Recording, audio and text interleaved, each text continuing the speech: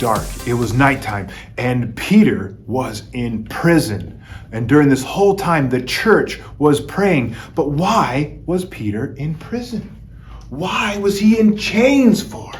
Well, you see, Peter was in prison because he was preaching the gospel. He was sharing the good news of Jesus with people, and the people hated it.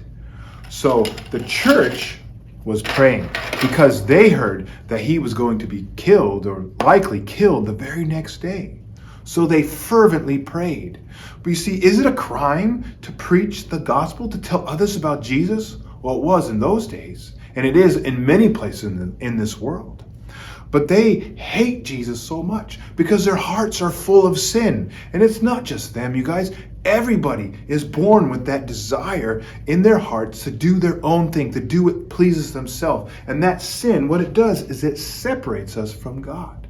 All that lying and the cheating and the bad attitudes and not wanting to do what is good, that is sin. So this is why Jesus came, and this is what Peter preached. He preached that Jesus would come and give us life for all of us on the cross, to surrender his life so we can be rescued. Well, Peter was preaching this message, and he was in prison. And at that very night, he was asleep in that prison cell between two soldiers, fast asleep, not worrying about anything because he knew God was in control. But an angel of the Lord appeared at the night, poked him on the side, woke him, and led him out of the prison cell, through the doors, broke the chains. The chains just fell off of his hand, and he went to the front of the cell, and he thought he was dreaming. And the angel had opened the door for him, and there he is walking on the street, still thinking this is a dream. And then he came to and realized that he was free, that God had actually rescued him. So he went to one of the disciples' house, and he knocked on the door. And a servant girl named Rhoda came to the door and heard him through the door, and thought she was hearing a ghost, or his ghost had come, that he was already dead. She went and she told the other believers, and they were praying, and they didn't believe her. They thought that it was a spirit at the door or something. So Peter knocked again, and she opened the door, and it was Peter. He was there. He was alive. And he told them to be quiet because he thought that the soldiers would come and try to capture him. But guys, in our world, in our life, and in your own life, there are so many things we might worry about that make us afraid. But what we can do, what can we do? Can we just hold on to that worry and just let it get us and just continue to be scared and worried and afraid and what's going to happen to me?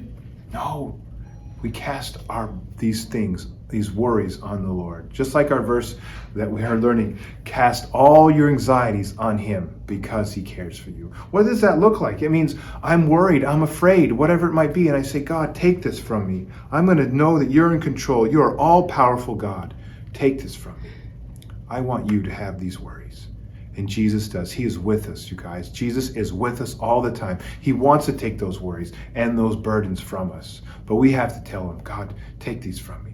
And that's exactly what Peter and the church did as they prayed fervently. God rescued him. And Peter went on to continue to preach the gospel to other places and other people. So that is my prayer for all of you, that you take your worries and say, Jesus, take these. And the greatest of all worries that we need to give to him is our sin. And recognizing we have sin and say, God, take this from me. I'm asking you to forgive me. And I'm inviting Jesus Christ to come into my life to be my Savior. I believe he died for me. And if you were to express that, the greatest worry of sin, of punishment, is taken from you. And it's my prayer that you make that choice as well.